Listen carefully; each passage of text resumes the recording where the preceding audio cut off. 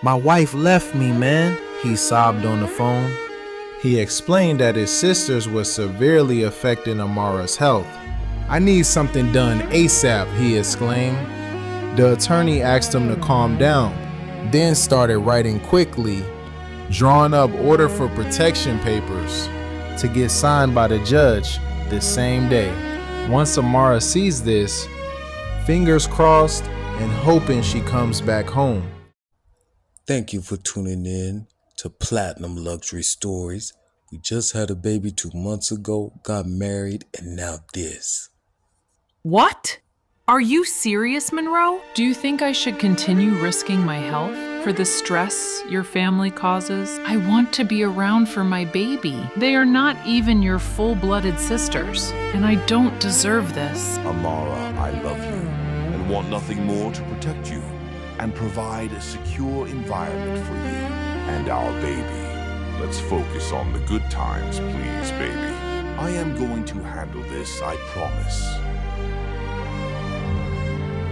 Welcome to Luxury Platinum Stories, where we went from this, to this, to this, and now this. I visit Amara every day at the hospital. Most nights I spend the night. Our baby needs his mother, and Lord knows I need and want her too. My colleague and wife looks after our son, and other times I bring him with me. It's been 10 days since she fainted and stayed unconscious. On day 11, she finally woke up, memory foggy and vague. So I reminded her of our wedding night, trips to the park, etc. Then, boom, she remembered the day she fainted, and she was calling it quits on our marriage. I assured her I would handle it, and all I wanted her to do was focus on getting well enough to come home. She calmed down but insisted. One more incident with my stepsisters, and she would vanish with our baby. Oh no, I can't have that. So subscribe to Platinum Luxury Stories for more, and stick around, my friends. Just 8 months earlier, we had our wedding. Yes, Amara was already pregnant by then. I really had no idea that high levels of stress would cause her to faint. Well, maybe except one time at our garden planting center. I thought it was the summer heat. Looking back, my stepsisters did come in being disruptive, mean, and disrespectful during our goal-setting date. So I will put a full stop to this, even if I need to press charges or get a full restraining order, or both. I am in love with this woman, and if they can't handle that well, too damn bad. Amara is right, and I know better. I will get down to the bottom of these DNA results that neither Amara or I even ordered. I should have kept my cool, but this is the last straw. And if I find out my stepsisters are behind that DNA test, I will see those miserable, lonely, meddling hags in court. The bedroom glowed softly from the Amber's bedside lamps. Rain tapped lightly against the windows, while silk curtains swayed in the night breeze.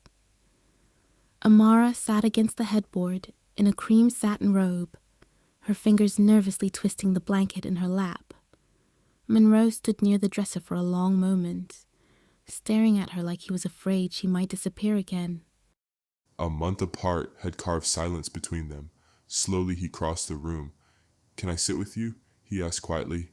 Amara nodded.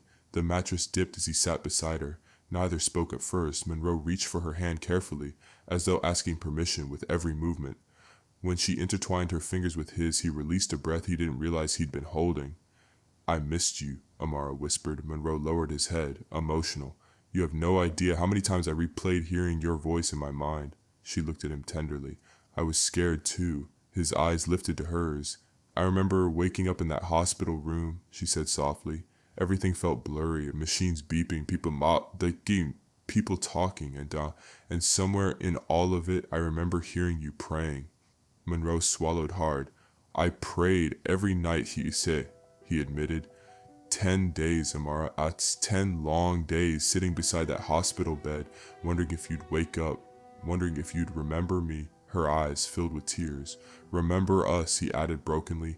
Don't give up on us, our gold book, our family. I'm here for you, Amara. I love you so much, and like I said earlier, I am putting a stop to them harassing us.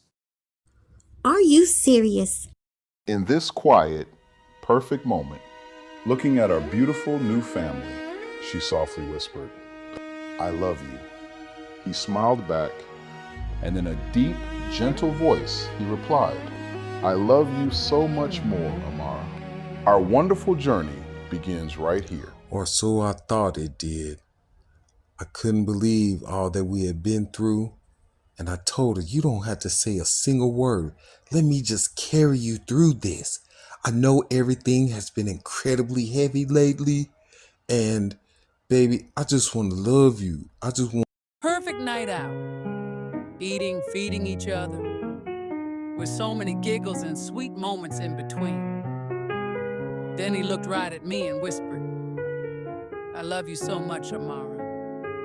You made me the happiest I've been this past 3 years. And I couldn't help but smile. I love you, Monroe, I told him. Thank you for making me feel the safest I've ever felt my whole life. I appreciate you and want this between us to never end. I'm on the phone with my lawyer right now. I need him to research the company background, from where that DNA test came from. It was tied to my sister's birth last name, and that's how I knew. Once my father married their mother, they were adopted and got our last name. My lawyer prepares the file that eventually turns thicker by the day. Amara finally decided on a date night to meet me, 1 week since she was released from the hospital. She cried, I cried, and we made it back home to our bedroom, where I cried some more. Man, oh man, did I miss her. My tears are tears of happiness, mixed with hurt, but I don't blame her. No sir, my sister's got it coming. That's right, it's revenge go time, ladies and gentlemen. So hit the like button if you made it this far in our story. It's just getting started. The bedroom glowed softly from the amber bedside lamps. Rain tapped lightly against the windows, while silk curtains swayed. A month apart had carved a heavy silence between us. Monroe stared at me for a long moment, like he was afraid I might disappear again. Slowly, he crossed the room. "Can I sit with you?" he asked quietly. I nodded, my fingers nervously twisting the fabric in my lap. We finally talked about those long 10 days of hospitalization. He admitted he was nervous, scared, and lonely. He wasn't sure if I would wake up or remember us. Remember us before the incident, before that fake DNA test came in the mail. Monroe promised me one more time that he was going to handle that situation that raised my blood pressure, and it upset me so bad that it caused me to faint. Never did I think that he would accuse me of cheating. I nodded my head slowly, and he then guided me to the bed. He smiled and said, "Let me love you." And all I know is I just remember we were kissing and doing the things that married couples do. Boy, did we work up a sweat. More sweat than our honeymoon night. We woke up the next day on the floor. We had a few cocktails at the dinner table, but neither of us was drunk. I still don't remember how we were asleep on the floor.